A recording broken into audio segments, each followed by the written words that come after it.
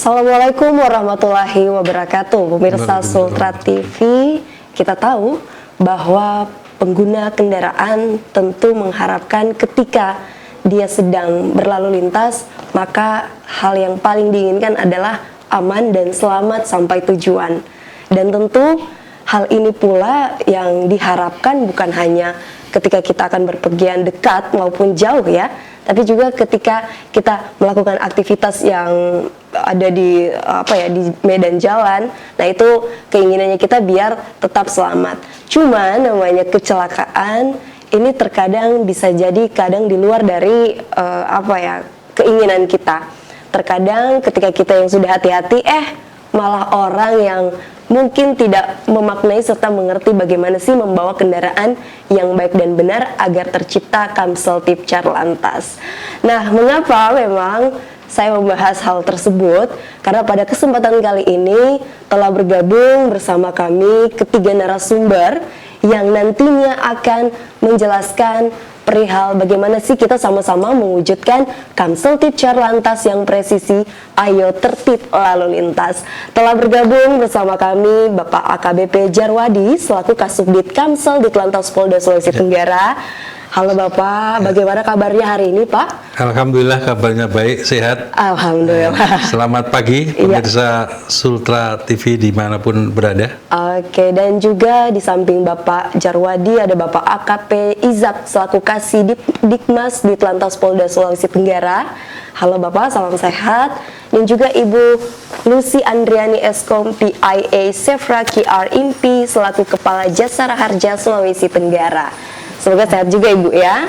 Oke, dan sebelumnya mungkin saya ucapkan juga selamat datang di Bumi Anoa karena baru beberapa bulan menjabat sebagai Kepala Jasara Harja Sulawesi Tenggara. Nah, langsung saja mungkin bahwa memang kita tahu sejak tanggal 3 Oktober kemarin sampai hari ini itu masih dilakukan operasi Zebra Anoa. Mungkin saya langsung minta tanggapan Bapak Jarwadi. Bagaimana Pak, ini kan sudah hampir seminggu nih. Bagaimana melihat kondisi dengan adanya operasi Zebra Anoa tersebut? Silakan Pak. Baik, terima kasih. Jadi kepada pemirsa semuanya bahwa saat ini di Ditlantas Polda Sutra bersama jajaran, jadi Polres jajaran sedang melaksanakan operasi dengan sandi operasi Zebra Anoa tahun 2022.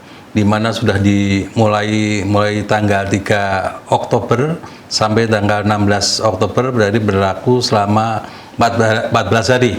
14 hari, ya sekarang ini sudah berlaku kurang lebih 1 minggu pelaksanaan kegiatan operasi Zebra tersebut. Jadi kalau memang kita bicara lalu lintas itu sangat menarik Bu ya, jadi karena apa? Lalu lintas itu sekarang merupakan suatu urat nadi daripada kehidupan. Maksudnya lalu lintas itu setiap produktivitas, aktivitas masyarakat selalu membutuhkan yang namanya sarana yang lalu lintas. Makanya sangat-sangat penting untuk lalu lintas ini. Yang berikutnya mungkin dengan adanya pertumbuhan kendaraan yang tiap bulannya sangat tinggi, mungkin kurang dibarengi dengan perkembangan infrastruktur jalan dan lain sebagainya, itu yang akan menimbulkan dampak yang namanya masalah lalu lintas, yaitu masalah kemacetan, pelanggaran, maupun kecelakaan lalu lintas itu sendiri. Jadi operasi Zebra itu sendiri dengan tugas pokoknya yaitu menciptakan Harkamtipmas di bidang lalu lintas dengan melaksanakan edukasi kepada masyarakat serta penegakan hukum yang humanis, serta juga melaksanakan COVID ya, pencegahan COVID-19 ini, di mana masih ada juga penyebarannya, yang semuanya itu muaranya untuk menciptakan Kamseltip Carlantas di wilayah Sulawesi Tenggara itu. Dan tentunya kita juga dalam pelaksanaan operasi Zebra ini melaksanakan juga penindakan hukum, penindakan hukum yang humanis, dan seperti yang disampaikan Mbak tadi, kita penindakan hukum menggunakan etle yang sekarang ini. Karena kita tahu sekarang tilang elektronik itu kemarin sudah launching di bulan September, 22 September tepatnya. Mungkin saya minta tanggapan Bapak Izak juga, bagaimana menanggapi sekarang kan sudah ada etle ya Pak. Apakah ini memang akan jauh lebih memudahkan sebenarnya untuk agar masyarakat ini bisa patuh terhadap lalu lintas? Silakan Pak. Iya, baik, terima kasih Mbak. Ya, baik, pada kesempatan ini kami sampaikan kepada masyarakat terkait penerapan etle untuk di wilayah kita Sulawesi Tenggara pada tanggal 22 September kemarin. Untuk etle di Sulawesi Tenggara sudah di launching oleh Bapak Kapolri langsung, dan kita di Sulawesi Tenggara sudah dilaksanakan sejak di launching etle tersebut. Jadi sejak tanggal 22 September kemarin untuk penerapan etle sudah dilaksanakan. Nah, untuk etle sendiri ini itu ada 2 macam. Untuk masyarakat ketahui, untuk etle itu ada 2 macam. Yang pertama itu etle statis, itu tidak bergerak. Lokasinya di 7 titik yang berada di dalam kota Kendari, dan etle mobile. Etle mobile itu ada 2 perangkat handphone yang akan digunakan oleh petugas Polantas melaksanakan patroli, memantau situasi lalu lintas, dan memantau pelanggaran lalu lintas yang terjadi di lapangan. Itu, Pak. Jadi bukan hanya ada 2 macam ya di sini sebenarnya. Ini yang perlu mungkin diperhatikan sama masyarakat, Pak. Karena pikirnya, oh kalau cuma kamera yang tidak bergerak, bisa mungkin ya kita tahu bahwa masyarakat Kota Kendari secara khusus punya berbagai cara untuk menghindari agar tidak kena pelanggaran. Tapi hati-hati karena rupanya tadi dijelasin sama Pak Izak, ada 2 jenis macam sebenarnya yang sudah akan berlaku, dan memang sudah berlaku Pak. Sudah berlaku. Oke. Nah, Bapak juga bagaimana tanggapan melihat memang saat ini kan sedang ada operasi Zebra Noah. Lalu seperti apa Pak? Apakah nanti ini akan tentu lebih memudahkan sebenarnya pihak lalu lintas untuk bisa mengcover Pak beberapa oknum yang masih melakukan pelanggaran, atau seperti apa? Silakan. Baik, terkait etle yang sudah diterapkan ini, memang harapan kami dari pihak polisi lalu lintas, dengan adanya etle, masyarakat itu lebih tertib, lebih patuh dalam berlalu lintas. Karena tidak lagi polisi lalu lintas di jalan yang akan mengawasi, tapi ada kamera yang statis, ada pula kamera yang mobile. Jadi diharapkan masyarakat lebih tertib dalam berlalu lintas agar tidak terjadi dengan etle ini. Terkait dengan penerapan etle, ini sangat memudahkan kami dari pihak Polantas, karena kamera ini akan beroperasi selama 24 jam. Dia akan merekam semua pelanggaran yang terjadi, baik itu di etle statis maupun di mobile. Semua pelanggaran selama 1 kali 24 jam itu akan direkam. Di hari esoknya, di hari besok, misalnya hari ini, pelanggaran hari ini, di besok paginya, semua pelanggaran yang terekam oleh kamera etle itu akan di print out oleh petugas posko etle di Satlantas Polresta Kendari. Setelah di print out, petugas posko akan membuat surat konfirmasi, membuat surat konfirmasi kepada pengguna kendaraan, pemilik kendaraan ataupun pelanggar yang melanggar yang terekam.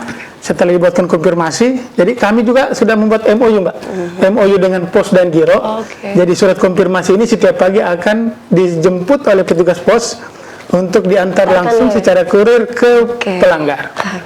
Lebih bagus lagi ya Pak. Jadi lebih cepat informasi sampai, dan pelanggar atau pemilik kendaraan ini harus segera mengkonfirmasi kembali ke pihak posko etle yang ada di Satlantas Polres Kendari. Kalau seandainya Pak ada oknum yang tidak mau untuk mengonfirmasi, ya namanya juga manusia ya Pak, kadang suka lari-larikan gitu.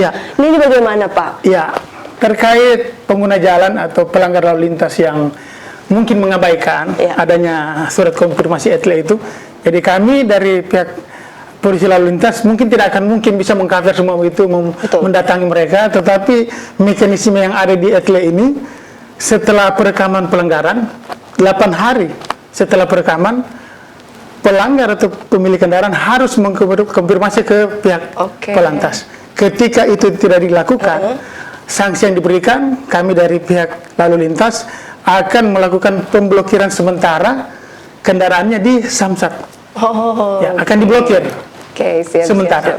Nah, jadi tidak boleh mengabaikan ya. Makanya kalau tidak mau mendapatkan surat cinta dari tilang elektronik itu, ya jangan melanggar. Intinya seperti itu. Nah, saya ke Ibu Lucy. Ibu Lucy dari pihak Jasara Harja. Karena kita tahu ya, di mana-mana kalau ada laka lantas kaitannya sangat erat langsung dengan Jasara Harja, karena Jasara Harja sendiri merupakan suatu lembaga milik BUMN yang memang bertugas sebagai asuransi kecelakaan. Nah, Bu, bagaimana melihat untuk di Sultra sendiri? Kita sih harapannya angka laka lantas itu tidak naik ya trennya tiap tahun. Tapi yang terjadi saat ini bahwa memang trennya begitu naik. Tanggapan Ibu Lucy sendiri bagaimana melihat Sultra? Apalagi ini kan baru ya Bu di Sulawesi Tenggara, bagaimana sih? Ya, baik. Memang berdasarkan data kecelakaan itu cenderung naik dibanding tahun lalu. Kalau kita lihat lagi, kita bedah lagi data itu, ternyata korban kecelakaan itu lebih banyak berkisaran di sekitar umur pelajar dan mahasiswa. Sehingga penanganannya pun kita harus kepada titik di mana tadi korban banyak terjadi. Mungkin jadi ini adalah gaya berkendaraan kali ya Pak ya, atau juga memang sebenarnya belum cukup umur ternyata sudah menggunakan kendaraan, dan itu juga yang kami Jasara Harja bersama dengan pihak kepolisian melakukan sosialisasi kepada di sekolah-sekolah ataupun di kelompok-kelompok umur tersebut, seperti itu. Iya sih, lebih ke habit, kebiasaan ya. Oke. Nah, saya minta tanggapan Bapak Jarwadi. Memang agak berarti ini menjadi tantangan dong Pak ya, karena kebiasaan masyarakat Sultra khususnya di Kota Kendari yang bahkan pengguna kendaraan itu masih kebanyakan rata-rata di bawah umur. Nah, ini bagaimana sih menanggapi hal tersebut Pak? Baik, terima kasih. Jadi memang ini suatu permasalahan yang harus patut kita pecahkan bersama, baik dari kepolisian maupun stakeholder terkait. Jadi kita tidak bisa sendiri Bu dalam penanganan ini. Kita kan ada yang namanya 5 pilar ya dalam Rencana Umum Nasional Keselamatan yang dimana sudah ada keputusan Presiden. Itu penanganan keselamatan itu ada 5 unsur dari instansi. Yang pertama dari Bapeda ya. Bapeda itu merencanakan manajemen keselamatan, yaitu tugasnya merencanakan pembangunan yang berkeselamatan. Yang kedua dari Dinas PU ya. Dari Dinas PU itu membuat jalan yang berkeselamatan. Jadi dalam mendesain jalan maupun ada jalan rusak itu menjadi tanggung jawab dari Dinas PU. Yang berikutnya dari Dinas Perhubungan. Dia bertanggung jawab terhadap kendaraan yang berkeselamatan maupun sarana prasarana jalan termasuk rambu-rambu, marka jalan dan yang lain sebagainya yang berkeselamatan. Sementara polisi sendiri yaitu bertanggung jawab terhadap manusia yang berkeselamatan. Jadi etika, sopan santun dalam berlalu lintas itu menjadi tanggung jawab kita. Yang berikutnya yaitu masalah keselamatan pasca kecelakaan, yaitu menjadi tanggung jawab dari Dinas Kesehatan. Jadi misalnya terjadi kecelakaan, korban itu bagaimana caranya bisa tertolong dengan aman. Itu termasuk mungkin ya salah satunya dari Jasara Harja.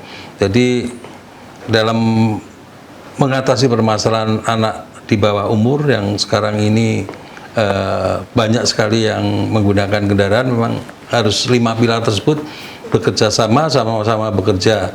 Misalnya salah satu contoh mungkin di Jawa Timur Bu ya. Di Jawa Timur itu sudah istilahnya di sana tuh ada sekolah berkeselamatan, jadi disiapkan bis sekolah sehingga anak-anak sekolah itu tidak naik sepeda motor sendiri. Namun memang itu fenomena yang ada di Kota Kendari, jadi kita sebagai pihak Polantas harus bertanggung jawab terhadap tercipta lantas tersebut. Sebagaimana yang sudah kita laksanakan yang disampaikan dari Ibu Kacap tadi, bahwa kita melaksanakan sosialisasi ya, ke sekolah-sekolah. Jadi dari BPTD, Dinas BPTD, dari Disub Provinsi, dari Jasara Harja, dari kepolisian ya, kemarin sudah melaksanakan sosialisasi baik di SMA 1, SMA 2, SMA 4 dan lain sebagainya. Ya, itu jadi stakeholder terkait sudah kita mulai untuk bagaimana caranya mengatasi supaya anak-anak tersebut tidak menggunakan sepeda motor dalam waktu berkendara. Ya, jadi kita juga mengimbau kepada Bapak Ibu guru supaya mencegah untuk anak-anak tersebut tidak menggunakan sepeda motor, karena memang tidak diperbolehkan ya anak di bawah umur ya 16 itu tidak boleh karena dia tingkat emosionalnya belum stabil, jadi kalau mengendarai kendaraan memang sangat-sangat berbahaya. Semau-maunya ya, Pak, ya. Tadi yang disampaikan Ibu tadi juga faktanya usia produktif ya, usia antara 14 sampai 30 yang banyak sekali terlibat kecelakaan. Dan kemarin juga sudah kita rapatkan di forum, Bu ya. Jadi di kita itu di samping RNQK ada forum lalu lintas. Forum lalu lintas itu menangani permasalahan-permasalahan di bidang lalu lintas yang saya sebutkan tadi ya, baik pelanggaran, kemacetan maupun kecelakaan. Yaitu kita sudah sepakat nanti akan melaksanakan survei di mana lokasi-lokasi yang sering terjadi kecelakaan atau istilahnya daerah yang black spot ya, black spot maupun trouble spot. Jadi daerah yang rawan laka maupun rawan macet akan kita survei, kita datangi, nanti kita diskusi, identifikasi solusinya bagaimana sehingga kita mendapat solusi yang terbaik. Betul sekali. Ya, lagi-lagi karena kita ingin mewujudkan Kamsel Carlantas ya Pak, yang tadi sudah dijelaskan sama Pak Jarwadi. Baik pemirsa, setelah yang satu ini kita masih akan kembali. Jangan kemana-mana, tetap dalam Dialog Khusus.